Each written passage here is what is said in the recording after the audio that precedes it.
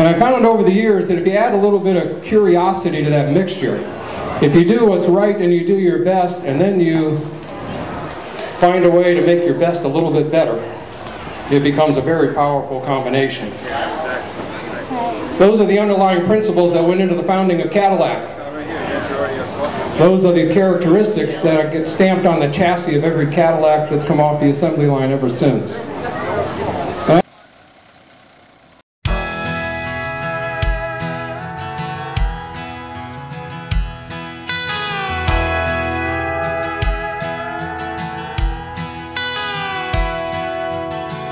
We were poor when I was a young'un.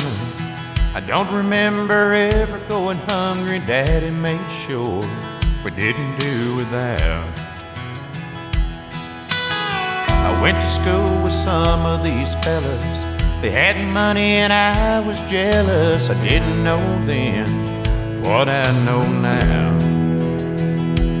Daddy'd say you can't judge a book by looking at the cover. It's what's inside that really matters.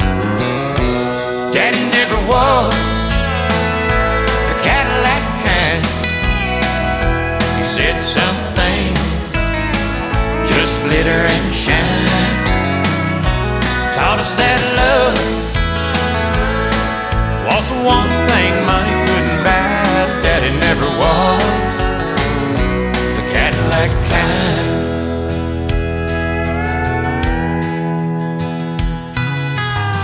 I left home right out of high school. Got me a big car, thought it was real cool. Cruising around the old neighborhood. I'd see Daddy after church on Sunday. Say you'll have to go riding with me someday. Just said no, I never understood. He asked me how I bought it, I told him on credit. Daddy just smiled, I'll never forget it. Daddy never was the Cadillac kind. He said some things just glitter and shine. Taught us that love was the one thing money couldn't buy. Daddy never was the Cadillac kind. It took a while, but now I'm grown, settled down with kids of my own. The more I give them, the more they want. Daddy left us last November. I don't remember him ever looking better, all laid out in his Sunday best.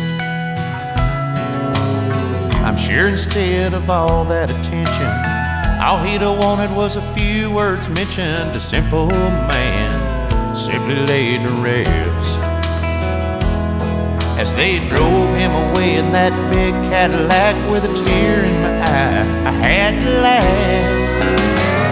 'Cause Daddy never was the Cadillac kind. He said some things just glitter and shine. Well, just this once, I hope Daddy enjoyed the ride. 'Cause Daddy never was the Cadillac kind. I know my daddy never was the Cadillac kind.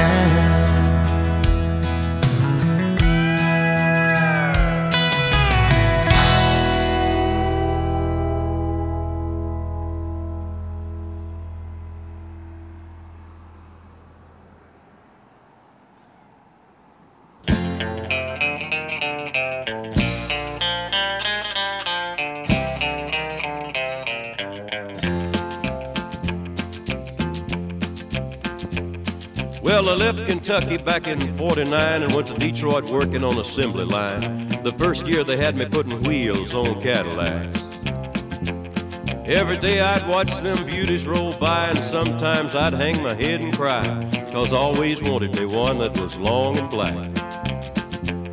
One day I devised myself a plan that should be the envy of most any man. I'd sneak it out of there in a lunchbox in my hand. Now getting caught meant getting fired, but I figured I'd have it all by the time I retired. I'd have me a car worth at least 100 grand. I'd get it one piece at a time, and it wouldn't cost me a dime. You'll know it's me when I come through your town. I'm gonna ride around in style, I'm gonna drive everybody wild, 'cause I'll have the only one there is around. So the very next day when I punched in with my big lunchbox and with help from my friend, I left that day with a lunchbox full of gears. I've never considered myself a thief, but GM wouldn't miss just one little piece, especially if I strung it out over several years. The first day I got me a fuel pump, and the next day I got me an engine and a trunk. Then I got me a transmission and all the chrome. The little things I could get in my big lunchbox, like nuts and bolts and all four shocks, but the big stuff we snuck out in my buddy's mobile home.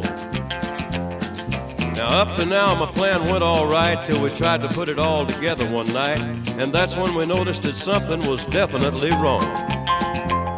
The transmission was a 53 and the motor turned out to be a 73, and when we tried to put in the bolts, all the holes were gone. So we drilled it out so that it would fit, and with a little bit of help from an adapter kit, we had that engine running just like a song.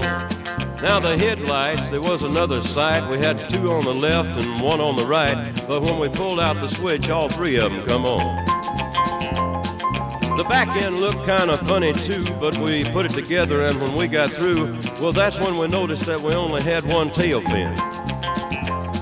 About that time, my wife walked out, and I could see in her eyes that she had her doubts, but she opened the door and said, "Honey, take me for a spin." So we drove uptown just to get the tags, and I headed to ride on down Main Drag. I could hear everybody laughing for blocks around. But up there at the courthouse, they didn't laugh, 'cause to type it up, it took the whole staff, and when they got through, the title weighed 60 pounds.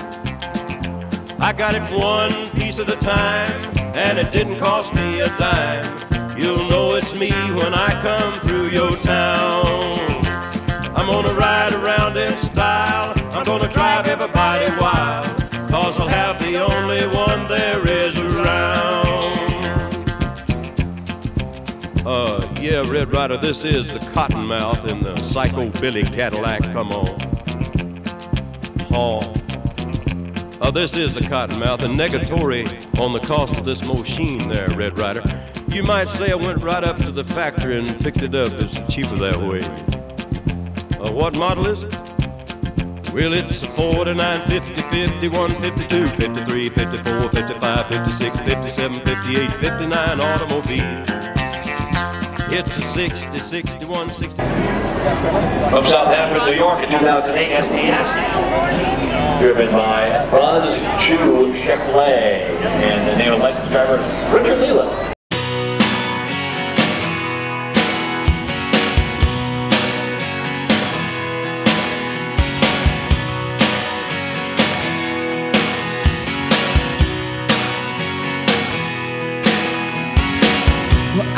Born in a small town, and I live in a small town.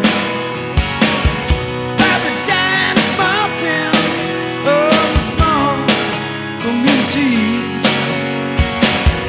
All my friends live in a small town. My parents live in the same small town. My job is a small town, provides little opportunity.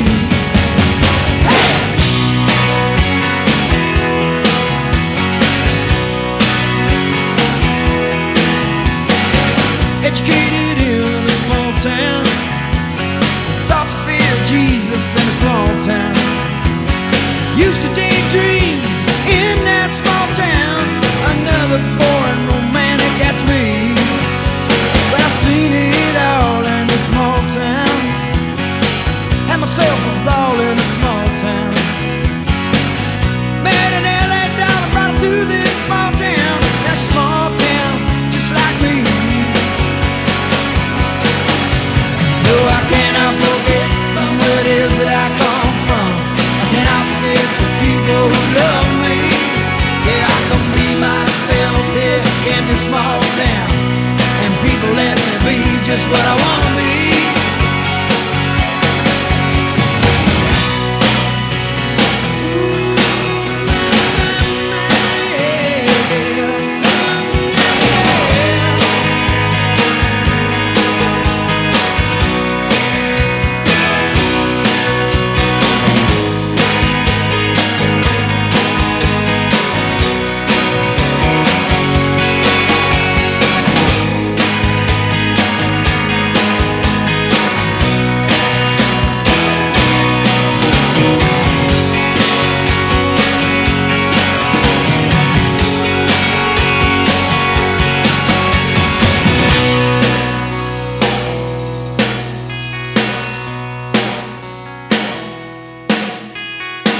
Got nothing against the big town, still hayseed enough to say, look who's in the big town.